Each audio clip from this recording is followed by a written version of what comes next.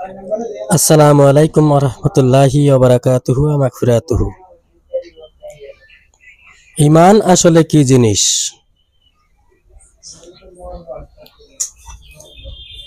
পাঁচ টাইমে পাঁচ ওয়াক্ত আজান দেওয়ার পরে মাথায় টুপি দিয়ে মসজিদে চলে যায়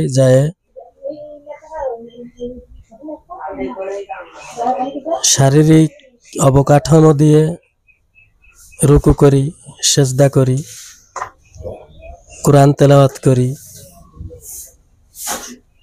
এবং রমজান মাস আসলেই সিয়াম পালন করি, মাঝে মাঝে যাকাতও কিছু কিছু দিই। আসলে মূলত এগুলোই কি ঈমানের মূল ভিত্তি?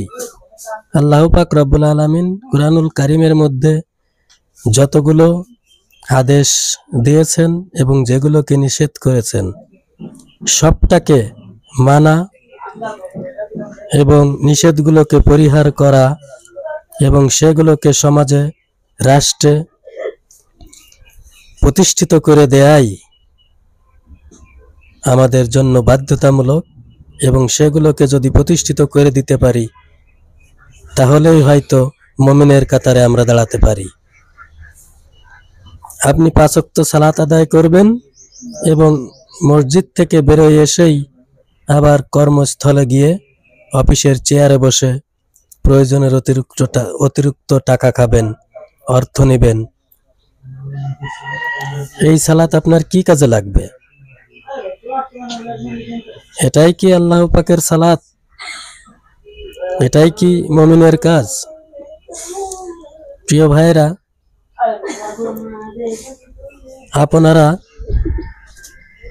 একটু হিসাব করবেন যে আসলে আমাদের মুমিন হতে হলে, নেককার হতে হলে কি কাজগুলো করা লাগবে। আল্লাহ পাক তার হাবিব রাসূল করিম সাল্লাল্লাহু আলাইহি ওয়াসাল্লামের উপর যে কিতাব অবতীর্ণ করেছেন সেই কিতাবের সব কিছুকে পালন করা এবং সমাজে, রাষ্ট্রে প্রতিষ্ঠিত করাই হচ্ছে ঈমানের কাজ। আর সেগুলো যদি আমরা করতে পারি, আমি আপনি অবশ্যই ঈমানদার হিসেবে হয়তো দাবি করতে পারবো। প্রকৃত ঈমানদার হব কিনা সেই সত্তা, সেই আল্লাহ পাক রব্বুল আলামিনই ভালো জানেন। সর্বদা একটি কথা বিশ্বাস অবশ্যই করতে হবে, সৃষ্টিকর্তাকে, এবং অবশ্যই সৎকর্ম করতে হবে। আল্লাহ পাক রব্বুল আলামিন তিনার বিধানে পবিত্র গ্রন্থ কুরআনুল কারীমের মধ্যে যত জায়গায় জান্নাতের প্রতিশ্রুতি দিয়েছেন তার পূর্ব শর্ত দিয়েছেন বিশ্বাস এবং সৎকর্ম। ছোটকাল থেকে শুনে আসতাম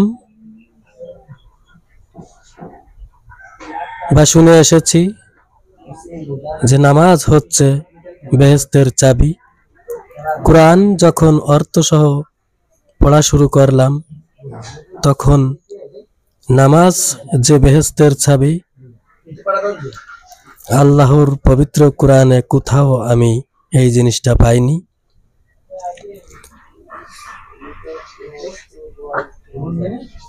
কোরআন যত বুঝে পড়বেন